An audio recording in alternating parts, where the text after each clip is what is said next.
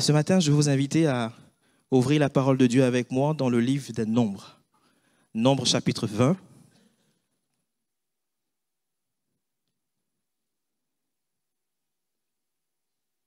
Nombres chapitre 20, du verset 1 à 13, les 13 premiers versets. Et mon thème, je l'ai formulé comme la manière suivante: fais confiance à Dieu en temps de crise. Fais confiance à Dieu en temps de crise. Donc, à travers ce texte de Nombre 20, je propose ce matin qu'on examine ensemble une situation de crise et différentes réactions qui ont émergé dans ce contexte de crise et également la solution pourvue par Dieu pour sortir de cette situation de crise. Nombre chapitre 20, versets 1 à 13. Fais confiance à Dieu en temps de crise. Toute l'assemblée des enfants d'Israël arriva dans le désert de Sin le premier mois, et le peuple s'arrêta à Kadès. C'est là que mourut Marie et qu'elle fut enterrée. Il n'y avait point d'eau pour l'assemblée, et l'on se souleva contre Moïse et Aaron. Le peuple chercha querelle à Moïse. Ils dirent: que n'avons-nous expiré quand nos frères expirèrent devant l'Éternel? Pourquoi avez-vous fait venir l'assemblée de l'Éternel dans ce désert, pour que nous y mourions, nous et notre bétail? Pourquoi avez-vous fait monter hors d'Égypte? Pourquoi nous avez-vous fait monter hors d'Égypte pour nous amener dans ce méchant lieu?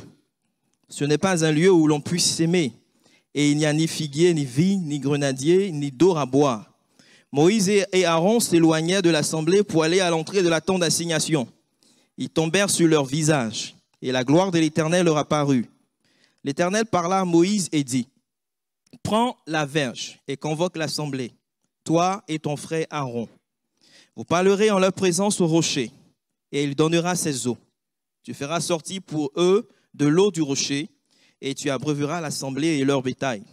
Moïse prit la verge qui était devant l'Éternel, comme l'Éternel le lui avait ordonné. Moïse et Aaron convoquèrent l'assemblée en face du rocher, et l'Éternel leur dit, et Moïse leur dit: écoutez donc, rebelles, est-ce de ce rocher que nous vous ferons sortir de l'eau? Puis Moïse leva la main et frappa 2 fois le rocher avec sa verge. Il sortit de l'eau en abondance. L'assemblée but, et le bétail aussi. Alors l'Éternel dit à Moïse et Aaron: parce que vous n'avez pas cru en moi pour me sanctifier aux yeux des enfants d'Israël, vous ne ferez point entrer cette assemblée dans le pays que je lui donne. Ce sont les eaux de Mériba où les enfants d'Israël contestaient avec l'Éternel qui fut sanctifié en eux. Donc les événements qui sont relatés dans ce texte se sont déroulés la dernière année d'errance, au cours de la dernière année d'errance du peuple d'Israël dans le désert.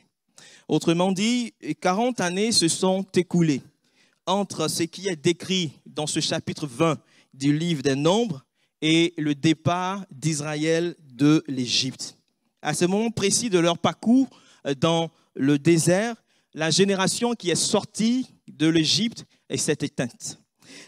C'était déjà éteinte, à l'exception de Josué et de Caleb. Et comme nous le savons et comme nous l'avons lu tout à l'heure, Myriam venait de mourir. Et il est aussi question de la mort d'Aaron à la fin de ce même chapitre 20 du livre des Nombres. La mort de Moïse est intervenue un peu plus tard, Deutéronome chapitre 34. Cela dit, après 40 années d'errance dans le désert, c'est une nouvelle génération d'Israélites qui arrive à Kadès dans le désert de Sin. Arrivé à cet endroit, cette nouvelle génération a été confrontée à une situation de crise. Et comme il est indiqué dans le texte, il n'y avait pas d'eau, ni pour eux, ni pour leur bétail. Ce problème n'était pas nouveau dans l'histoire de ce peuple en errance dans le désert. 40 années plus tôt, la génération des parents, des grands-parents a aussi manqué d'eau lorsqu'ils erraient dans le désert, à Horeb. On pouvait le voir dans Exode 17, du verset 1 à 7. Ils se sont plaints contre Moïse parce qu'ils avaient soif. Et Moïse a prié. Et Dieu a agi, il est intervenu. Il a ordonné à Moïse de frapper le rocher avec sa verge. Et l'eau a jailli du rocher pour apaiser la soif du peuple de Dieu. C'est une situation similaire qui se produit ici en Nombre 20. Mais cette fois-ci, avec les Israélites de la nouvelle génération. Et ces Israélites étaient donc désespérés. Comme nous l'avons dit, il n'y avait pas d'eau ni pour eux, ni pour leurs bêtes. On pourrait imaginer qu'il y avait vraiment beaucoup de familles, des familles entières, avec papa, avec maman, avec les enfants, avec probablement des femmes qui étaient enceintes et tout le bétail qui était privé d'eau. Et ce besoin d'eau était donc un besoin qui était tout à fait légitime, parce que sans eau, il leur serait difficile d'espérer en un lendemain meilleur. Il leur serait difficile d'envisager l'avenir sereinement. Et sans eau, il leur serait tout simplement difficile de survivre dans le désert, de survivre dans ce milieu hostile, ce milieu compliqué, inhospitalier. Et sans eau, c'est la mort, tout simplement. Cependant, ils auraient pu faire confiance à Dieu, qui a toujours pourvu à leurs besoins. Au lieu de cela, ils ont réagi exactement comme leurs parents et grands-parents avant eux. Ils se sont soulevés et ont protesté contre Moïse et Aaron. On peut même relever 3 éléments qui caractérisent leur réaction. Tout d'abord, ils se sont identifiés à l'ancienne génération. Ils ont déclaré ceci: « Si seulement nous étions morts lorsque nos frères sont morts devant l'Éternel. » C'est une déclaration qui en fait se rapporte à la révolte de Corée, la révolte de Dathan, la révolte d'Abiram et de 250 Israélites qu'on retrouve toujours dans le livre des Nombres, au chapitre 16. Et ces derniers se sont soulevés pour contester l'autorité de Moïse et d'Aaron, et ils ont péri, comme il est expliqué en Nombre 16. Ils ont refusé de se laisser conduire par Moïse et l'ont accusé d'avoir fait sortir le peuple de Dieu d'un pays où coule le lait et le miel, pour les faire mourir dans le désert. En fait, ils trouvent qu'en Égypte, ils étaient dans un endroit, dans un pays où coulait le lait et le miel. Alors que dans ce pays, ils étaient dans une situation d'esclavage. Ils étaient esclaves dans ce pays. En d'autres termes, ces Israélites de la nouvelle génération se sont identifiés à une génération qui n'a pas eu confiance en Dieu, une génération qui s'est rebellée et qui a été exterminée. Elle a agi comme l'ancienne génération qui a été incrédule et qui a douté des promesses de Dieu selon lesquelles il les conduirait vers la terre promise. Si seulement si nous étions morts lorsque nos frères sont morts devant l'Éternel. Bien-aimés, cette nouvelle génération a été confrontée à une situation similaire à celle de l'ancienne génération. Elle aurait pu se dire: nos parents et grands-parents avant nous ont connu exactement le même problème, ont connu exactement la même situation de crise. Et Dieu a fait jaillir l'eau du rocher. S'il a fait cela pour eux, il est aussi capable de le faire pour nous dans notre génération. Malheureusement, la nouvelle génération s'est comportée comme l'ancienne en ne faisant pas confiance à l'Éternel, en ne faisant pas confiance à Dieu. Bien-aimés, la question qu'on pourrait peut-être tous se poser ce matin, à la lumière, je dirais, de l'exemple de cette nouvelle génération, serait peut-être de savoir à qui est-ce que nous nous identifions en situation de crise. À qui est-ce que nous identifions quand les choses sont compliquées, quand c'est difficile? À qui est-ce que nous nous identifions quand c'est dur, quand c'est difficile, quand tout va mal? Est-ce que nous nous identifions à ceux qui n'espèrent pas en Dieu, à ceux qui ne croient pas en l'Éternel, qui ne croient pas que Dieu soit capable d'accomplir, de réaliser ce qu'il a promis? Est-ce que nous nous identifions à ceux qui ont eu une attitude de rébellion, une attitude de révolte vis-à-vis de l'Éternel? Ou bien, Est-ce que nous sommes de celles et de ceux qui s'identifient à tous ceux qui croient en Dieu, qui s'identifient à ceux qui s'appuient sur ce que Dieu a accompli dans le passé pour lui demander de poursuivre son action dans notre vie, dans le présent, dans notre vie aujourd'hui?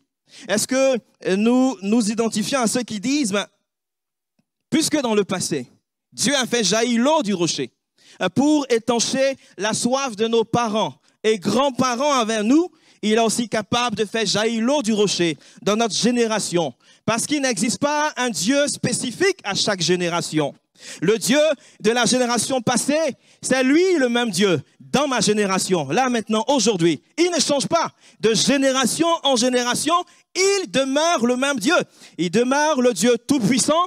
Il demeure le Dieu capable de faire jaillir l'eau du rocher afin de répondre à mon besoin. Et même si des gens avant moi, je dirais dans des générations passées ou lointaines, n'ont pas eu confiance en Dieu dans des situations de crise, moi je veux lui faire confiance dans ma génération. Je veux m'identifier à ceux qui s'emparent des promesses de Dieu par la foi en Jésus-Christ. Ensuite, ces Israélites de la nouvelle génération ont déclaré ceci à Moïse et à Aaron. Pourquoi avez-vous conduit l'assemblée de l'Éternel dans ce désert pour nous faire mourir, nous et notre bétail? On peut remarquer ici qu'ils se présentent eux-mêmes comme étant l'assemblée de l'Éternel. L'assemblée de l'Éternel. C'est comme s'ils disaient, mais écoutez, Moïse et Aaron, arrêtez-vous un instant, on va clarifier bien, on va bien clarifier les choses. Hein? Regardez-nous bien, nous ne sommes pas n'importe qui, Moïse, Aaron. Hein? Nous sommes l'assemblée de l'Éternel. Nous sommes des gens importants. Pourquoi vous nous conduisez ici, dans ce désert, dans ce lieu hostile, inhospitalier, un lieu qui n'est pas digne de notre rang? C'est nous l'assemblée de l'Éternel. Vous nous conduisez dans ce lieu pour nous faire mourir, pour nous faire périr, alors que nous sommes le peuple de Dieu. Nous sommes le peuple de l'Éternel. Moïse, Aaron, vous nous avez fait faire tout ce chemin pour nous conduire jusqu'ici, jusque dans ce lieu. Et comme on le dit souvent, tout ça pour ça, pour nous amener ici à cet endroit. Non. Je pense qu'il y a peut-être des problèmes de compétences. Je pense que vous n'êtes pas des gens compétents. Vous n'êtes pas des gens tout à fait qualifiés pour conduire le peuple de l'Éternel. Vous êtes même des gens méchants, des gens coupables de vouloir nous faire périr, de vouloir faire disparaître le peuple de Dieu. Vous nous avez trompés, vous nous avez trahis. Vous auriez dû nous dire que vous n'êtes pas capable de conduire le peuple, l'assemblée de l'Éternel. On n'en serait pas là aujourd'hui. Bien-aimés, être l'assemblée de l'Éternel ne signifie pas, ne veut pas dire qu'on est exempt de situations de crise. Être l'assemblée de l'Éternel ne veut pas dire qu'on est exempt de preuves, qu'on est exempt de souffrances, de difficultés, qu'on ne devrait pas aussi traverser, vivre des temps de désert. Parfois, on entend certaines personnes qui disent que lorsqu'on est chrétien, on ne doit jamais manquer d'argent. Parce que à notre Dieu appartiennent l'or et l'argent. Et nous sommes le peuple de Dieu. Notre papa est riche. Il est infiniment riche. Et nous sommes ses enfants. Nous ne devons pas être pauvres. Bien-aimé, il peut arriver que je manque d'argent. Mais j'ai foi que mon Dieu pourvoira à tous mes besoins selon sa richesse. Et je me souviens même une fois, j'ai raconté ce témoignage à plusieurs frères et sœurs.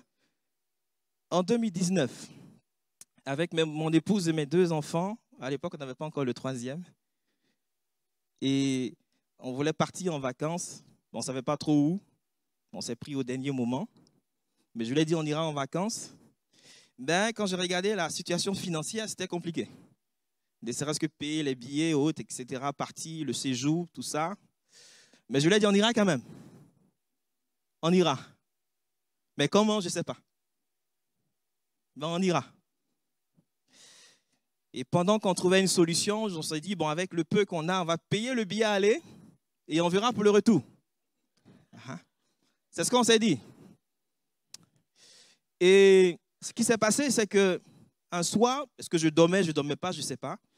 Mais quelqu'un qui me pose la question, est-ce que l'argent que je vous ai donné, est-ce que c'est suffisant? Enfin, j'ai réfléchi le matin quand je me suis réveillé, quel argent, etc. Parce que quand je regarde le compte bancaire, il n'y a rien.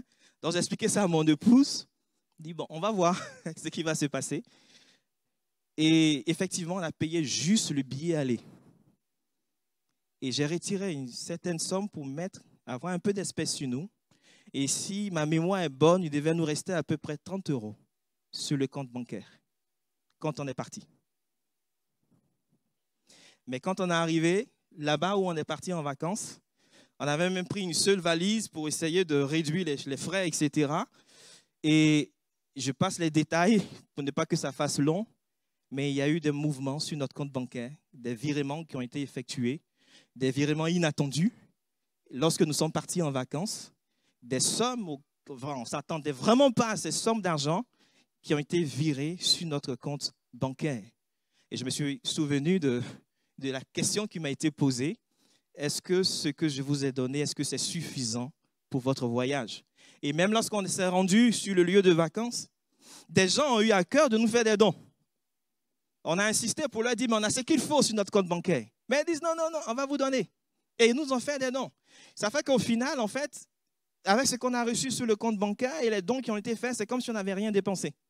Et lorsqu'on est revenu même de vacances, le comité d'entreprise, l'ancienne entreprise où Lydie, mon épouse, travaillait, a décidé de rembourser intégralement le billet aller. Intégralement. Le billet aller.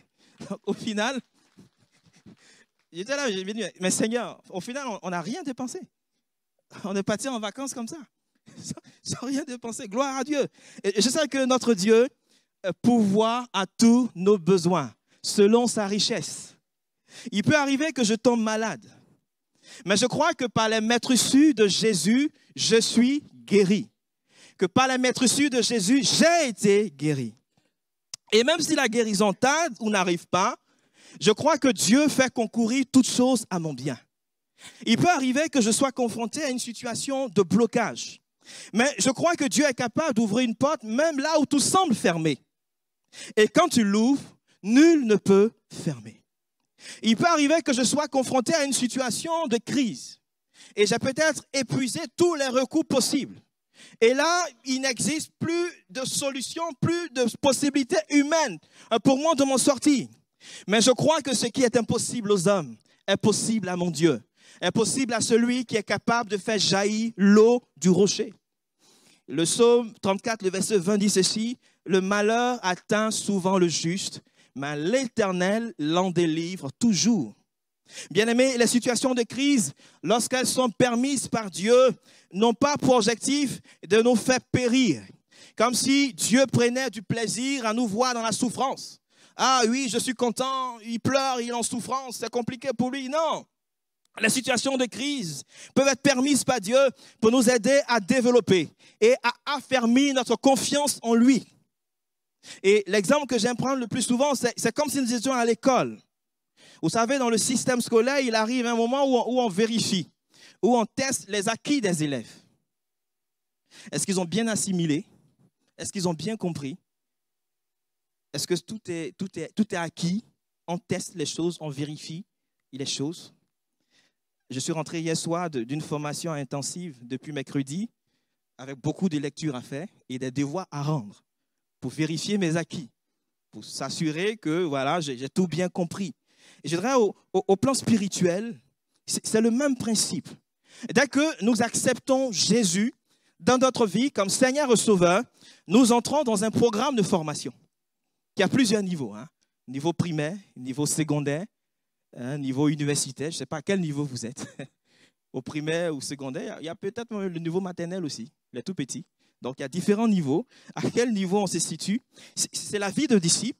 Et nous sommes à l'école de Dieu avec souvent des tests pour nous éprouver, pour éprouver et consolider nos acquis spirituels. Et parfois, certaines personnes souhaitent échapper aux tests, ils font tout leur possible pour éviter, pour échapper. Je pense qu'au contraire, il convient de faire en sorte de passer avec succès ces tests qui sont présentés, permis par le Seigneur, mais en comptant sur sa grâce, en comptant sur son secours, en comptant sur l'aide du Seigneur. Dans la situation de crise, on peut être brisé. On peut être façonné comme un vase sur le tour du potier. Jérémie 18, versets 3 à 10. Afin que le caractère du Seigneur s'imprime de plus en plus en nous. Dans les situations de crise, on peut être brisé, façonné afin d'être transformé à l'image et à la ressemblance de celui-là même qui a offert sa vie sur le bois de la croix pour nous, le Seigneur Jésus-Christ. Dans la situation de crise, on prend pleinement conscience de notre humanité, de nos limites, de nos insuffisances, et ce qui va nous conduire à nous abandonner entièrement, complètement entre les mains de Dieu, ce qui va nous amener à apprendre à trouver refuge en Dieu, à dépendre totalement de Dieu dans les situations de crise, lorsqu'elles sont permises par le Seigneur. La troisième chose que nous pouvons relever au sujet de l'attitude de ces Israélites de la nouvelle génération, c'est qu'ils ont accusé Moïse de les avoir fait sortir d'Égypte pour les conduire dans le désert. Pourquoi vous nous avez fait monter hors d'Égypte pour nous amener dans ce méchant lieu? Pourquoi nous sommes ici? Pourquoi nous sommes là? Pourquoi je suis né dans cette famille? Pourquoi je me trouve à cet endroit? Pourquoi je suis dans ce couple? Pourquoi je suis ici? Pourquoi je suis dans cette église? Pourquoi je suis dans cette ville? Pourquoi je suis dans ce pays? Pourquoi j'existe même, simplement? Pourquoi mes parents m'ont mis au monde? Pourquoi je suis là? Pourquoi je suis là? Par la suite, ils ont dit que Moïse et Aaron les ont conduits dans un lieu où ils ne peuvent rien faire. Rien faire. Dans un lieu où ils ne peuvent rien s'aimer. Dans un lieu où il n'y a pas d'eau. C'est comme s'ils disaient, mais voilà, on n'aime pas ce lieu-là. On n'aime pas cet endroit où vous nous avez conduits, Moïse et Aaron. Je n'aime pas ce qui se passe dans ma vie en ce moment. Je n'aime pas ce qui se passe dans tel ou tel domaine de ma vie en ce moment. Je ne supporte plus peut-être de vivre avec cet homme, avec cette femme, avec cette personne. Je ne supporte plus de vivre simplement. Il vaut mieux mourir. Bien-aimés, cette affirmation des Israélites de la nouvelle génération traduisait le fait qu'ils avaient une vision limitée. Au lieu de voir le désert comme un endroit, comme un lieu où ils pouvaient être bénéfice de la provision fidèle, de la provision miraculeuse de Dieu, ils percevaient le désert comme un lieu où il n'y avait aucune abondance, comme un lieu où on ne pouvait rien s'aimer, encore moins récolter quelque chose, où il n'y avait pas d'eau.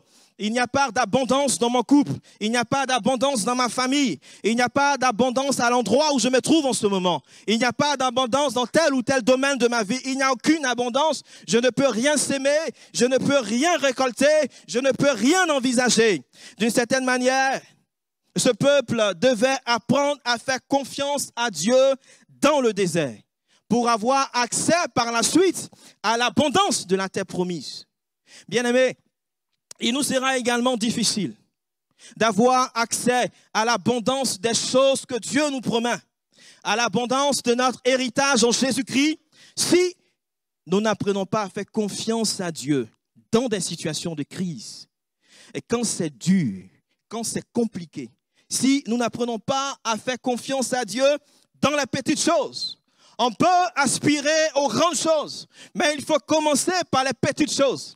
Il faut être fidèle et faire confiance à Dieu dans ces petites choses, afin que Dieu puisse nous confier des choses encore plus grandes.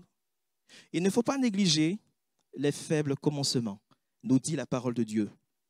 Parfois aussi, il peut arriver qu'on recherche un bouc émissaire à notre problème, à notre situation de crise. C'est la faute à un tel. Si je souffre, c'est à cause de cette personne. Et parfois, c'est même la faute à Dieu. C'est Dieu qui est à l'origine de la situation difficile, compliquée que je vis en ce moment.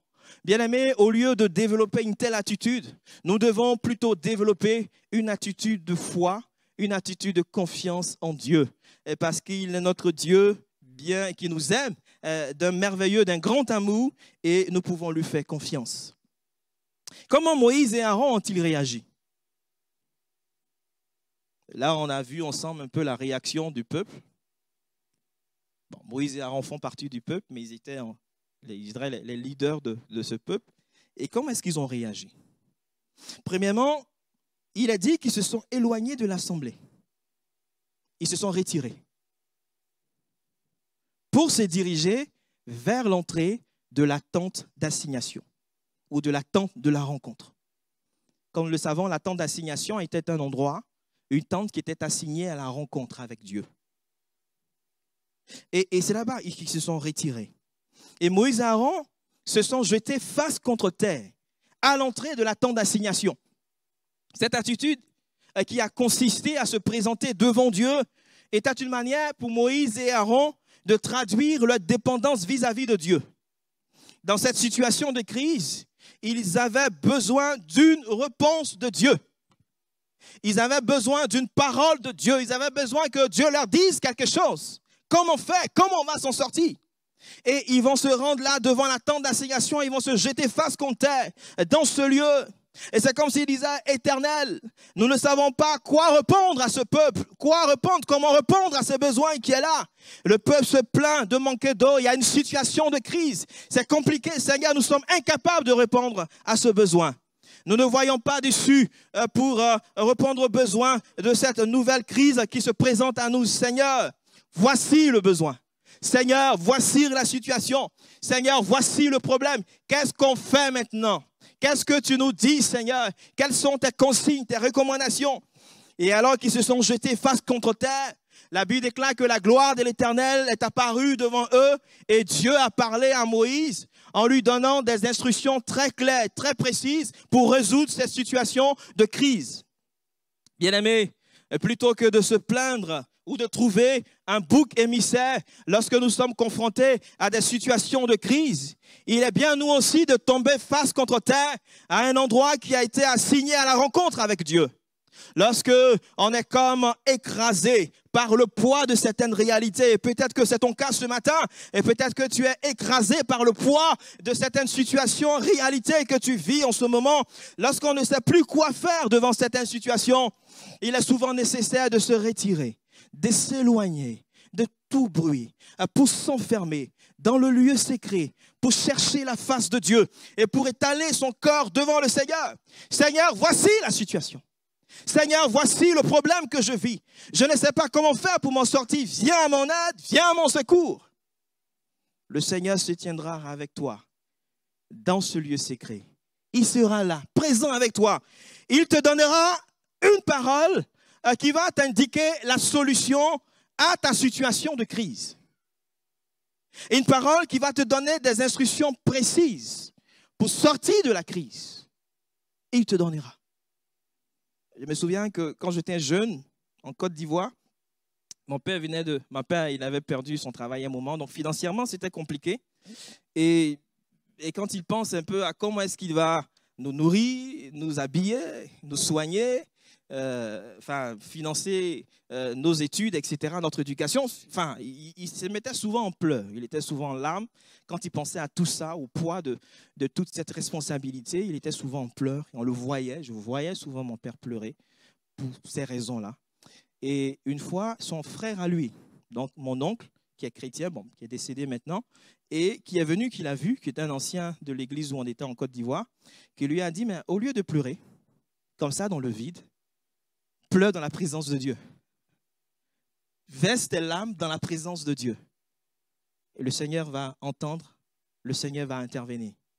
Ça a été comme un déclic chez mon père. Et à partir de ce moment-là, on l'a vu vraiment en train de se tenir devant Dieu pour chercher sa face, pour le prier, ouvrir sa parole, étudier des textes de la Bible. On le voyait vraiment et on a vu que ça produit vraiment un changement. Ce n'est pas qu'il n'était pas croyant, mais ça produit un changement dans sa façon de voir les choses, dans son regard sur la situation qu'on vivait en ce moment. Bien-aimé, il est important de se tenir dans la présence de Dieu, dépendre de Dieu, à l'image de Moïse et Aaron, comme Moïse et Aaron l'ont fait. Et les instructions données par Dieu à Moïse étaient les suivantes. Prends ta verge, convoque l'assemblée, Aaron et toi, et parle au rocher en présence du peuple. Moïse a pris la verge et Aaron et lui-même ont convoqué l'assemblée. Jusque-là, tout allait bien. Ils ont suivi correctement, parfaitement les instructions données par Dieu. Malheureusement, Moïse est sans doute rempli d'une colère personnelle envers le peuple de Dieu, a fait la déclaration suivante. Écoutez donc, rebelles, est-ce de ce rocher que nous ferons sortir de l'eau? Et tout se passe comme si toute la colère, toute la frustration qu'il a accumulée pendant ces 40 années d'errance dans le désert éclata, explosa d'un seul coup. Il réalise que ces Israélites de la nouvelle génération sont aussi rebelles que leurs parents et leurs grands-parents. Et c'est sur quoi je souhaite attirer notre attention, c'est cette déclaration de Moïse, cette expression, dans cette déclaration de Moïse, cette expression, est-ce de ce rocher que nous ferons? Que nous ferons, et non Dieu fera. Est-ce de ce rocher que nous ferons, et non Dieu fera? En fait, ces paroles de Moïse sont je dirais, une sorte de... c'est comme s'il s'appropriait le pouvoir de Dieu, l'autorité de Dieu. Et comme s'il usurpait le pouvoir de Dieu, l'autorité que Dieu lui avait légitimement donnée. C'est comme s'il disait, cette autorité, c'est à nous. Elle nous appartient. Et c'est nous qui ferons sortir de l'eau du rocher pour vous. Oui, Dieu a dit à Moïse, à Aaron, oui, c'est toi qui feras boire. Mais cela ne voulait pas dire que c'est Moïse qui allait faire boire, qui allait faire sortir de l'eau pour abreuver. C'est plutôt Dieu qui allait agir à travers Moïse. Moïse n'était qu'un instrument entre les mains de Dieu. Bien-aimé, Dieu peut nous accorder une certaine autorité, certaine capacité, c'est un don pour accomplir une tâche, pour accomplir une mission spécifique. Mais n'oublions jamais que c'est Dieu qui est la source de toute autorité. Ne tombons pas dans ce piège-là de vouloir usurper l'autorité qui revient à Dieu. C'est nous qui ferons. Ce n'est pas toi qui feras. Ce n'est pas moi. Ce n'est pas moi, ce n'est pas moi, mais c'est Dieu qui fera. Et nous ne sommes que des instruments entre les mains de Dieu. Moïse a mal agi par ses paroles, mais aussi par ses actes. Il a désobéi au commandement donné par Dieu. Il n'a pas fait ce que Dieu lui a demandé de faire, c'est-à-dire parler au rocher. Et comme on l'a souligné au début de la prédication en Exode 17, Dieu avait donné l'ordre à Moïse de frapper le rocher. Mais ici, en Nombre chapitre 20, Moïse a frappé, il a dit à Moïse de parler au rocher et non de frapper. Mais Moïse a frappé 2 fois le rocher avec sa verge au lieu de parler au rocher. Dieu a néanmoins répondu aux besoins du peuple. L'eau est quand même sortie en abondance. On pourrait se dire, mais ça a marché. Moïse a eu, le résultat est bon, il est positif. On a eu du succès, on a eu de la réussite. L'eau est sortie. Je voudrais là ouvrir une parenthèse pour dire qu'après, peut-être on pourra en discuter, vous me donnerez peut-être votre avis. Je suis assez ouvert et preneur de différents avis. Mais je pense qu'en matière de succès, de réussite, on a souvent tendance à concevoir le succès en termes de résultats. En termes de résultats. J'ai du succès dans mon ministère quand j'ai baptisé peut-être 200 personnes en une seule année. Waouh, gloire à Dieu. Donc, on conçoit le succès en termes de résultats, en termes de quelque chose, d'une réalité, de quelque chose qu'on peut quantifier, qu'on peut mesurer. Merci Seigneur pour telle ou telle chose. Et on conçoit le succès de cette manière-là. Mais gloire à Dieu, si effectivement il y a eu 200 baptêmes, 100, 400, etc. Merci Seigneur. Voilà, j'ai du succès dans mon service parce que les résultats sont bons. Parce que j'ai de bons résultats. Bien aimé, je pense que concevoir le succès en termes de résultats n'est pas la meilleure approche, n'est pas la bonne approche. Je pense qu'on devrait concevoir le succès, en tout cas le succès avec Dieu, en rapport avec ce que Dieu nous demande de faire, en rapport avec sa parole, en rapport avec sa volonté. Est-ce que j'ai suivi les instructions données par Dieu? Est-ce que j'ai été fidèle à la volonté de Dieu? Est-ce que j'ai été fidèle à ce que Dieu m'a dit, à ce que Dieu m'a recommandé de faire? Si c'est le cas, je pense que j'ai eu du succès parce que j'ai fait les choses conformément à la volonté de Dieu. J'ai du succès quand je suis dans la volonté de Dieu. Bien-aimé, avec ou sans Moïse, Dieu pouvait faire sortir l'eau du rocher comme il le voulait. Il pouvait le faire. Avec ou sans moi, Dieu peut agir. Avec ou sans moi, Dieu peut sauver. Avec ou sans moi, Dieu peut toucher les cœurs, Dieu peut guérir, Dieu peut délivrer. Avec ou sans moi, Dieu peut continuer d'agir.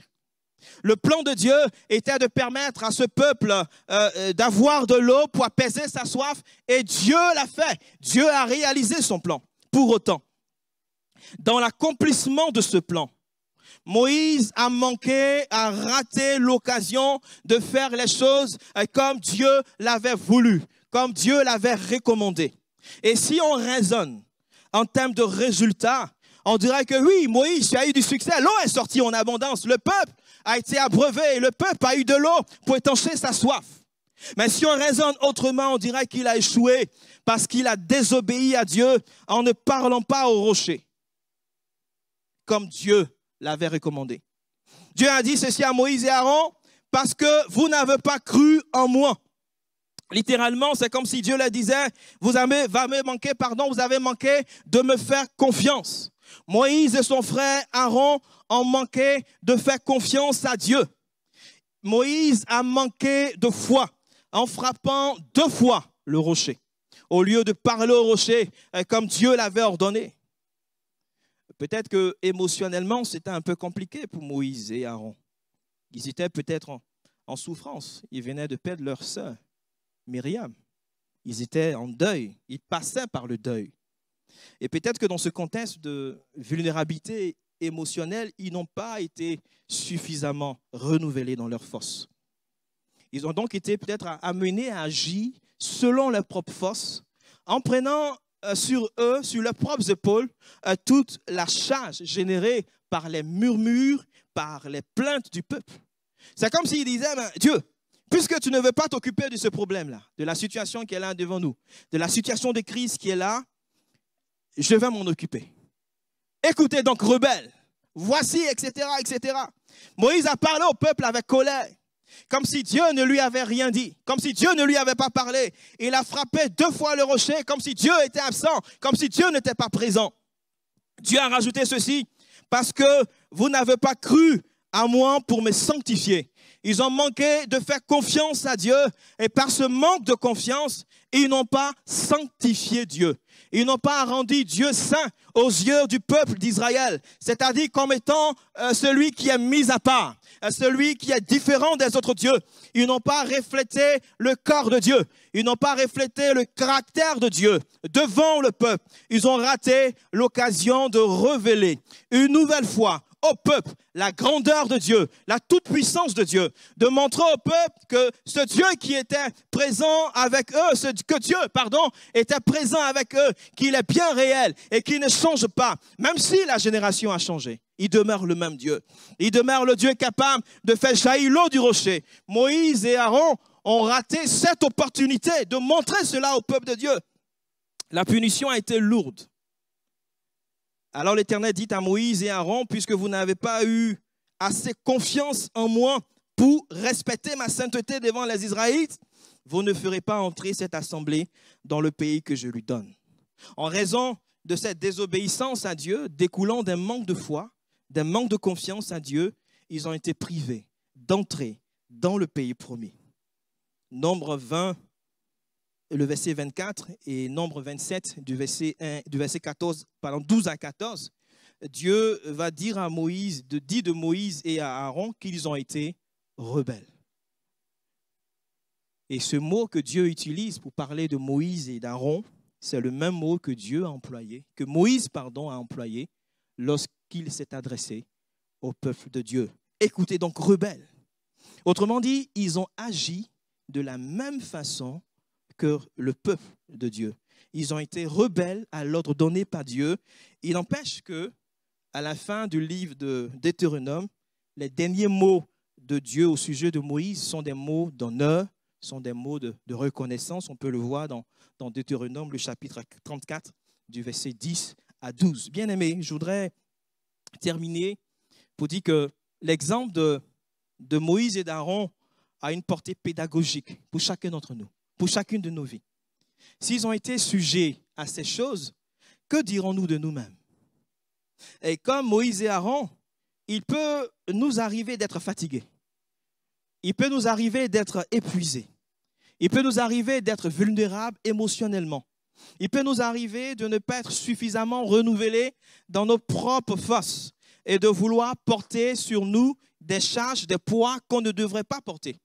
Il peut nous arriver d'envisager, d'agir selon nos propres forces en situation de crise, de nous laisser envahir de sentiments de colère et de frustration que nous ne cessons pas d'accumuler au fil des années.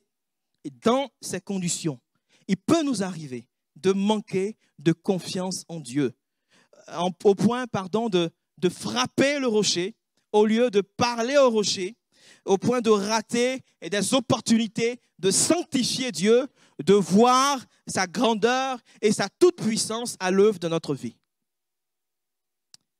Le Nouveau Testament indique clairement que ce rocher qui fournit l'eau et donne la vie était une image de Jésus. Et en parlant du peuple d'Israël qui est en errance dans le désert, Paul a dit ceci dans 1 Corinthiens 10, le verset 4, « Et qu'ils ont tous bu le même breuvage spirituel, car ils buvaient à un rocher spirituel qui les suivait. Et ce rocher était Christ. » Ce que Paul nous dit ici, c'est qu'Israël était approvisionné en eau par le même rocher tout au long de leur marche dans le désert. Un rocher qui était avec eux, un rocher qui les suivait. Il nous dit que ce rocher était Christ. Autrement dit, Israël avait la présence du Seigneur Jésus-Christ avec eux dans le désert. Et il subvenait miraculeusement à leurs besoins. Bien-aimés, c'est Jésus qui est le rocher de Dieu. C'est Jésus qui est le rocher des siècles.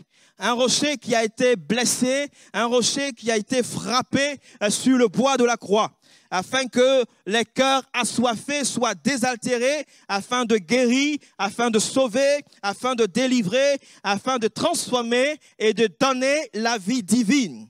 Et peut-être que toi aussi, ce matin ou depuis un certain moment, tu traverses un désert. Tu fais face à une situation de crise. Je veux simplement ce matin t'inviter à réaliser que Jésus-Christ, le divin rocher, est avec toi dans ce désert. Il te suit, il t'accompagne, il est avec toi dans ce désert. Et parce qu'il est avec toi, il pourvoira miraculeusement à tous tes besoins. Dans son plan, il veut te donner à boire. Dans son plan, il a prévu te donner à boire. Il veut apaiser ta soif. Il veut répondre à ton besoin. Il veut te donner du repos. C'est pourquoi ce matin, il te dit, parle au rocher. Parle au rocher. Et alors que tu parleras au rocher, l'eau jaillira de ce rocher pour répondre à ton besoin. Ce matin, il veut te donner l'opportunité d'expérimenter, toi aussi, à nouveau, sa grandeur, sa toute-puissance dans ta vie. Et peut-être que dans ton cœur, il y a comme une lutte, comme un combat, comme une résistance. Dieu te dit, parle, mais il y a cette résistance parce que toi, tu veux frapper au lieu de parler au rocher. Il dit, parle, mais toi, tu veux frapper. Parle, mais tu veux frapper au rocher. Dans le sens où tu as foi dans l'expérience des délivrances antérieures que le Seigneur t'a données, que le Seigneur t'a accordées. Tu t'attends à ce que les choses se passent de la même manière. Tu restes attaché aux exploits, aux expériences du passé, alors que le Seigneur veut que tu vives quelque chose de plus grand, quelque chose de complètement différent, quelque chose de complètement nouveau. Et c'est pourquoi il te dit, parle au rocher ce matin. Et tu n'oses pas peut-être faire ce pas de foi que le Seigneur te demande de faire. Le Seigneur te dit qu'il n'est plus nécessaire de frapper le rocher comme les autres fois. Il te demande cette fois-ci de parler au rocher. Il se tient lui-même auprès de toi. Et lorsque tu parleras au rocher, il se chargera de faire jaillir l'eau du rocher. Une eau qui viendra pour apaiser ta soif. Une eau qui viendra pour te désaltérer. Une eau qui viendra pour te renouveler. Une eau qui viendra pour te restaurer, pour te faire du bien. Une eau qui viendra ce matin pour te vivifier, qui viendra ce matin répondre à ton besoin. Il te dit simplement, parle au rocher dans la situation de crise dans laquelle tu te trouves en ce moment. Dans les générations précédentes, en situation de crise ou de déclin spirituel, Dieu a fait jaillir l'eau du rocher pour étancher la soif de nombreuses personnes. Et je prie afin qu'il en fasse de même dans notre génération. Je prie afin qu'il réponde abondamment l'eau de son esprit pour étancher la soif des cœurs, pour étancher la soif des vies, qu'il réponde abondamment l'eau de son esprit dans notre assemblée, dans notre ville et partout en France, et que le nom du Seigneur soit béni et qu'il répande cette eau-là grâce à l'œuvre de la croix, grâce au corps brisé de Jésus, grâce à la mort et à la résurrection de notre Seigneur Jésus-Christ. Nous allons couper nos fronts.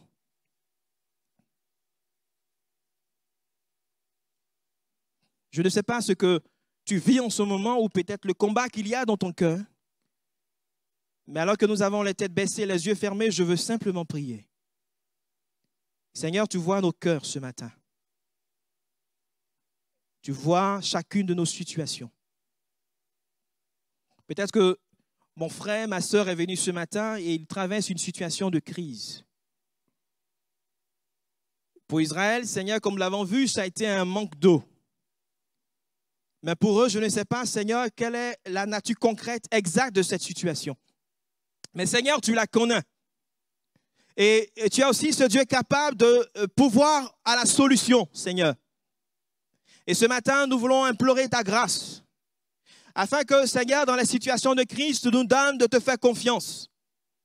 Tu nous donnes, Seigneur, de nous attendre à toi, de croire en toi, Seigneur. Nous ne voulons pas nous identifier à des générations qui refusent de croire en toi. Mais nous voulons nous identifier à ceux qui saisissent tes promesses par la foi, à ceux qui s'attendent à toi, à ceux qui espèrent en toi, Seigneur. Ce matin, nous te prions d'étendre ta main et d'agir. Et nous voulons nous tenir devant toi, Seigneur, en toute humilité, réclamer ton secours et ton soutien, afin que nous soyons sauvés, retirés, Seigneur, notre Dieu, de cette situation. Père, étends ta main ce matin et agis puissamment dans le nom de Jésus. Seigneur, nous croyons que tu as ce Dieu, c'est vrai, qui a été capable de faire jaillir l'eau du rocher dans le passé. Tu es capable de faire jaillir l'eau du rocher encore aujourd'hui, Seigneur. C'est pourquoi ce matin, nous crions à toi, afin que, Seigneur, tu étendes ta main et que, Père, tu glorifies ton nom. Et même si, Seigneur, la solution, la situation paraît impossible, Seigneur, d'un point de vue humain, mais nous croyons que notre Dieu est tout-puissant et à lui, rien n'est impossible. Et nous voulons ce matin, Seigneur, par la foi, saisir encore l'occasion de voir ta gloire se manifester dans notre vie. Saisis encore ce matin l'occasion de voir ta toute-puissance à l'œuvre dans notre vie. Parce que nous avons un Dieu qui n'est pas limité. Les hommes sont limités, mais notre Dieu n'est pas limité. C'est pourquoi ce matin, nous voulons nous attendre à toi, Seigneur, et te faire confiance, être dans le calme, être dans la confiance, dans le repos, parce que notre Dieu agira, parce que notre Dieu fera jaillir l'eau du rocher. Reçois la gloire et l'honneur ce matin, Père, dans le nom de Jésus. Amen. Gloire au Seigneur. Amen, amen. Que le nom du Seigneur soit béni.